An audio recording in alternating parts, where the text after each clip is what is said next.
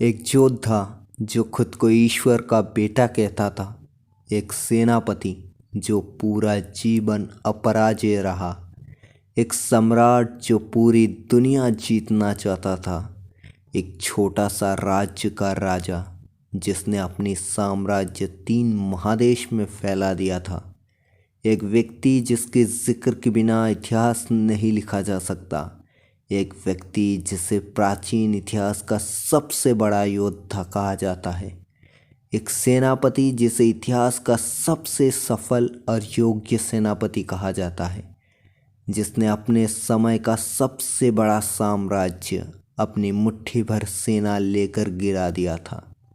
और यह शख्स था अलेक्जेंडर, जिसे इतिहास में अलेक्जेंडर द ग्रेट कहा जाता है, जिसे लोग सिकंदर महान के नाम से भी जानते हैं। सम्राटों के सम्राट अलेक्जेंडर द ग्रेट। अलेक्जेंडर की जन्म 356 बीसी में हुआ। अलेक्जेंडर मैसिडोनिया का राजा फिलिप द्वितीय का बेटा था और उसकी माँ का नाम था ओलंपियास। ओलंपियास राजा फिलिप का चतुर्थ पत्नी था, लेकिन क्योंकि वो फिलिप का पहला पुत्र संतान की जननी थी, इसलिए वो बहुत महत्वपूर्ण था। ओलंपियास बहुत उच्चाकांक्षी थे और उसी ने प्रचार किया था कि अलेक्जेंडर देवता ज्यूस का बेटा है। अलेक्जेंडर की शिक्षा के लिए राजा फिलिप द्वितीय ने उस समय के महान विद्वानों को चुना था, जिसमें एरिस्टोटल भी शामिल था। अलेक्जेंडर ने 16 साल की उम्र में ही अपना शिक्षा पूरा कर लिया था।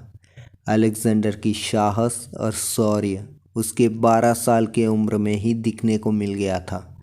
जब एक बिगड़ेल जंगली घोड़े को राजा फिलिप के सामने लाया गया था, जिसे कोई भी काबू नहीं कर पा रहा था, तब अलेक्जेंडर ने अपने पिता राजा फिलिप से कहा, मैं इसे काबू करना चाहता हूँ।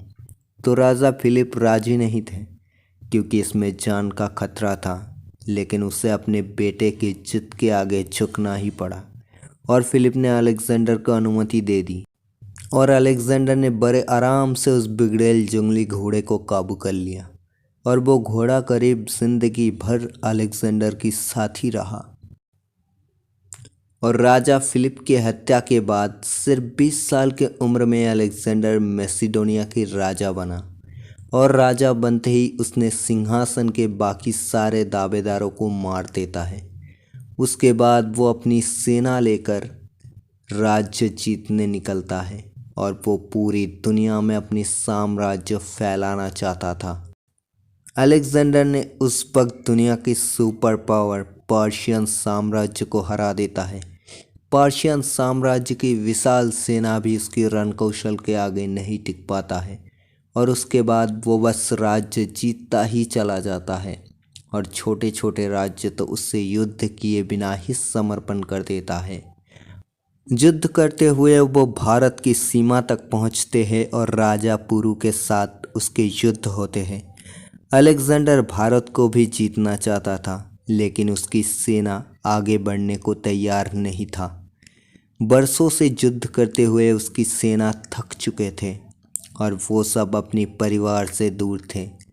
वो वापस अपना घर लौटना चाहते थे, तो अलेक्जेंडर को अपनी भारत विजय की स्वप्न त्याग करना पड़ा और बिपाशा नदी के पार से ही उसे वापस मुड़ना पड़ा। अलेक्जेंडर मैसिडोनिया लौटने के लिए मजबूर थे, लेकिन वो कभी मैसिडोनिया नहीं लौट पाए। रास्ते पर बेबीलोन में ही उसका मृत्यु हो गया। मृत्यु के समय उसकी उम्र था सिर्फ 32 वर्ष। 323 बीसी में अलेक्जेंडर की मौत बेबीलोन में हुआ, लेकिन इतनी कम समय में उसने इतिहास के सबसे बड़े साम्राज्य में से एक का निर्माण कर लिया था। अलेक्जेंडर के मौत को लेकर बहुत सारे मत प्रचलित हैं। कोई कहता है उससे मलेरिया हुआ था, कोई कहता है टाइफाइड से उसकी मृत्यु हुई थी और कुछ का कहना है उसे जहर देकर मार दिया गया था।